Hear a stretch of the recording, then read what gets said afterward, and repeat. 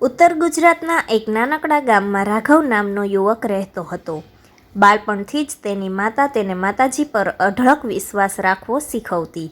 દર વર્ષે ગામમાંથી ઘણા લોકો યાત્રા કરીને અંબાજી મંદિર જતા. એક વર્ષ રાઘવની માતા ખૂબ બીમાર પડી. ડૉક્ટરોએ સારવાર શરૂ કરી, પરંતુ રાઘવનું દિલ ચિંતાથી ભરાઈ ગયું. એક રાતે તેણે માતાજી સામે હાથ જોડ્યા. હે માં અરાસુરી અંબા, મારી માને સારું કરી દો. હું તમારા દર્શન કરવા પગપાળા યાત્રા કરીશ.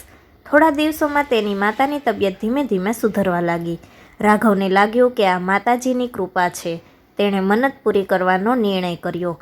સવારના ઠંડા પવન સાથે યાત્રા શરૂ થઈ. રસ્તો લાંબો હતો, ક્યારેક ગરમ તડકો, ક્યારેક કાંકરીલા રસ્તા, પણ રાઘવના હોઠ પર એક જ નાદ હતો, જય માતાજી. રસ્તામાં ઘણા યાત્રાઓ મળ્યા. કોઈ ભજન ગાતા, કોઈ ધ્વજ લઈને ચાલતા, કોઈ થાકી જાય તો બીજાઓ પાણી આપી મદદ કરતા.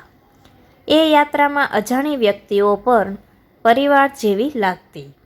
ઘણા દિવસ પછી જ્યારે રાઘવ અંબાજી પહોંચ્યો, મંદિરના ઘંટનો અવાજ સાંભળતા જ તેની આંખોમાં આંસુ આવી ગયા. તેણે માથું નમાવીને પ્રાર્થના કરી, માં, તમે મારી મન્નત સાંભળી. મંદિરની આરતી જોઈને તેના મનમાં અદ્ભુત શાંતિ ઉતરી. રાઘવને સમજાયું કે યાત્રા માત્ર રસ્તો નથી, એ તો શ્રદ્ધા, ધીરજ અને વિશ્વાસની સફર છે. ઘરે પરત જઈને તેણે માને ભેટી પડી.